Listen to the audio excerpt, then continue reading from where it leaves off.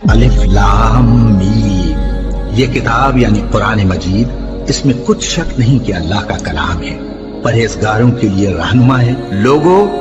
جو کتاب تم پر تمہارے پروردگار کے ہاں سے نازل ہوئی ہے اس کی پیروی کرو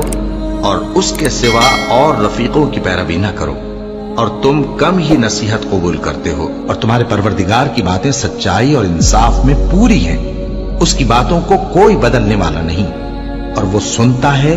جانتا ہے۔ اور اکثر لوگ جو زمین پر آباد ہیں گمراہ ہیں، اگر تم ان کا کہا مان لوگے تو وہ تمہیں اللہ کا رستہ بھلا دیں گے، یہ محض گمان کے پیچھے چلتے اور نرے اٹکل کے تیر چلاتے ہیں۔ تمہارا پروردگار ان لوگوں کو خوب جانتا ہے جو اس کے رستے سے بھٹکے ہوئے ہیں، اور ان سے بھی خوب واقف ہے جو رستے پر چل رہے ہیں۔ بھلا یہ قرآن میں غور کیوں نہیں کرتے؟ اگر یہ اللہ کے سوا کسی اور کا کلام ہوتا تو اس میں وہ بہت سا اختلاف پاتے۔ اور اے پیغمبر صلی اللہ علیہ وآلہ وسلم، وحی کے پڑھنے کے لیے اپنی زبان کو تیز تیز حرکت نہ دیا کرو کہ اس کو جلد سیکھ لو، اس کا جمع کرنا اور پڑھانا ہمارے ذمے ہے،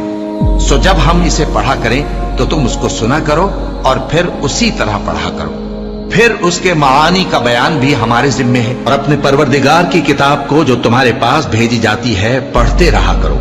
اس کی باتوں کو کوئی بدلنے والا نہیں، اور اس کے سوا تم کہیں پناہ بھی نہیں پاؤ گے۔ اور جو لوگ صبح و شام اپنے پروردگار کو پکارتے اور اس کی خوشنودی کے طالب ہیں، ان کے ساتھ صبر کرتے رہو، اور تمہاری نگاہیں ان میں سے گزر کر اور طرف نہ دوڑے کہ تم دنیاوی زندگی کی رونقوں کے خواستگار ہو جاؤ۔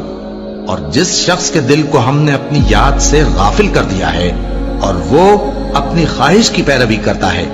اور اس کا کام حد سے بڑھ گیا ہے، اس کا کہا نہ ماننا، اور کہہ دو کہ لوگو یہ قرآن تمہارے پروردگار کی طرف سے برحق ہے، تو جو چاہے ایمان لائے اور جو چاہے کافر رہے۔ ہم نے ظالموں کے لیے دوزخ کی آگ تیار کر رکھی ہے جس کی قناتیں ان کو گھیر رہی ہوں گی، اور اگر فریاد کریں گے تو ایسے کھولتے ہوئے پانی سے ان کی داد رسی کی جائے گی جو پگھلے ہوئے تانبے کی طرح گرم ہوگا، اور جو ان کے چہروں کو بھون ڈالے گا۔ ان کے پینے کا پانی بھی برا اور آرام گاہ بھی بری۔ بے شک یہ کتاب نصیحت ہم ہی نے اتاری ہے، اور یقیناً ہم اس کے نگہبان ہیں۔